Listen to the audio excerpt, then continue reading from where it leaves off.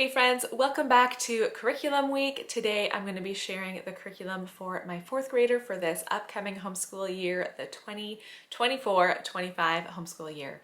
If you're new here, my name is Julie and I am a homeschooling mom of 5. Yesterday I shared curriculum for my first grader for this coming year, and in the next couple days I'll be showing the curriculum for my older children.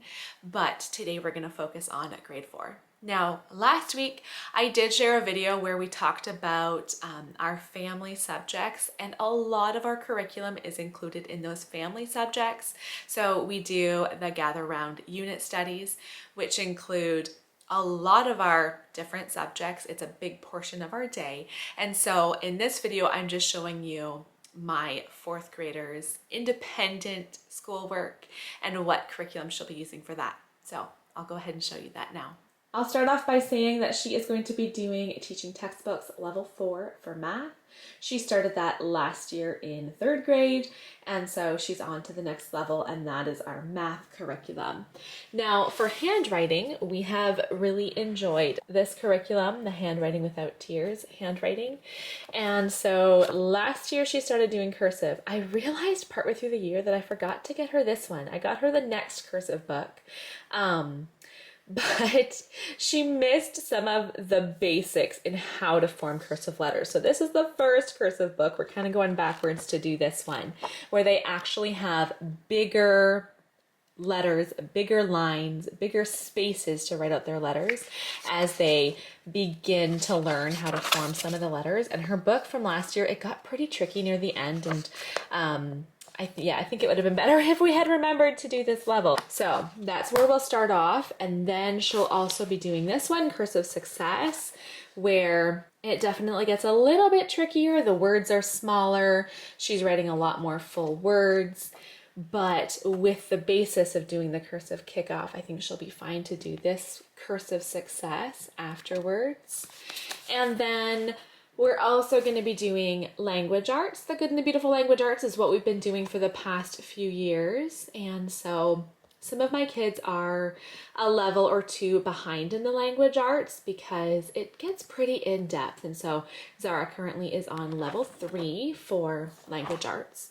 This, of course, includes your grammar and vocabulary and spelling and editing. This curriculum also includes art and geography, so there's a lot included in this curriculum. A lot of fun stuff. We enjoy it.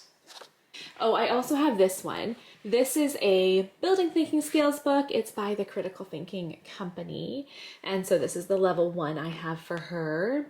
And you can see at the bottom here what is all included in this curriculum. Now, we do use this very casually. It's not something that we're doing daily, or it's not even really assigned, but sometimes during read aloud time or something, I'll say, hey, why don't you guys do some of your pages in here?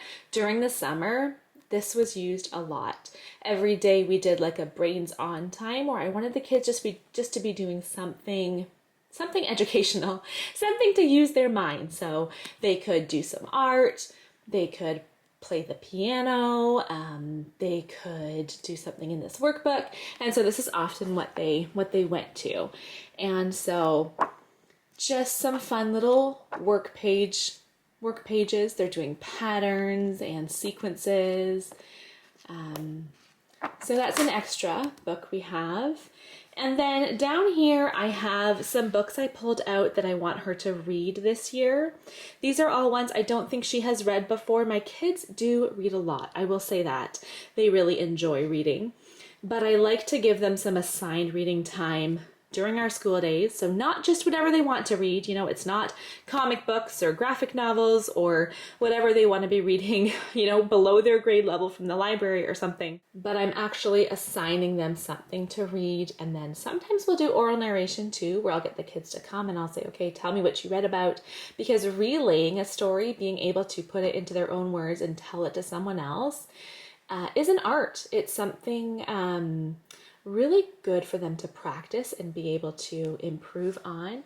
So the first 2 books I have out here, these ones actually say they're grade 3 level, but I think I forgot to get Zara to do these last year. These are the pathway readers. We have the grade 1, grade 2, and grade 3 readers.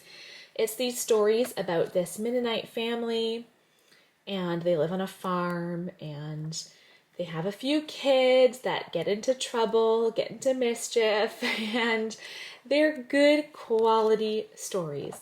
So I guess I have these in the wrong order. New Friends and then More New Friends.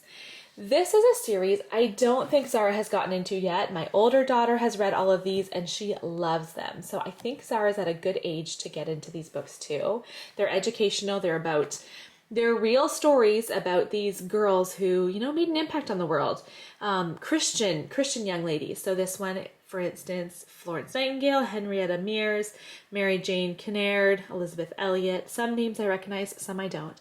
But this one's 10 Girls Who Made History, 10 Girls Who Changed the World, 10 Girls Who Made a Difference, and 10 Girls Who Didn't Give In. So those are great stories for your girls to read.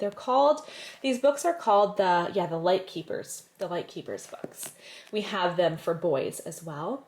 And then we have listened to Boxcar Children audiobooks, but I don't think Zara has actually read any of the hard copies yet. And so we have the first 8 books up on the bookshelf upstairs. So I'd like Zara to read those this year. And we will go on from here and do more reading books too. It won't take long for her to read one of these small books, but this is what I got down just from our bookshelf upstairs. None of these books are new purchases. I just kind of shopped our bookshelf and looked and said, okay, what books should, for each of my kids' grades. Some of the older ones I did purchase some new books, but for the most part, this Zara, this is her curriculum, my 4th grader, she's my 4th child. So, we have lots of great quality books. And so I got these down. This is where we're going to start. One more thing I forgot to mention is that I want Zara to learn how to type this year as well. And so we have done a website called typing.com in the past, but my older ones that have been through a lot of typing.com, I want them to improve on typing too. So I found a different website. I believe it's typingclub.com that has good reviews. And so we're going to try that out this year for Zara to start learning how to type. And this is just an extra. We don't do this every day, but probably twice a week just for her to practice. Just learning how to type. It's an essential thing to learn nowadays, but that's the end of her curriculum. We do have a morning time in our homeschool where we all sit down together and do read alouds, do Bible time. And so some of those curriculum, some of that are our morning basket. What is in our morning basket? Sorry, I need to get to the point.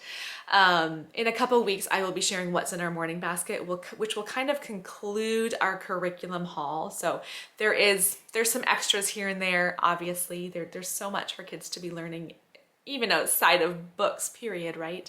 But there's a look into grade 4 for this coming school year. Subscribe if you want to catch the rest of my curriculum hauls and see some of this curriculum in action, because I do share a lot of day in the life vlogs throughout the school year, and I do share a lot of our homeschool days in those videos. So thank you for watching, and I'll see you guys in my next video.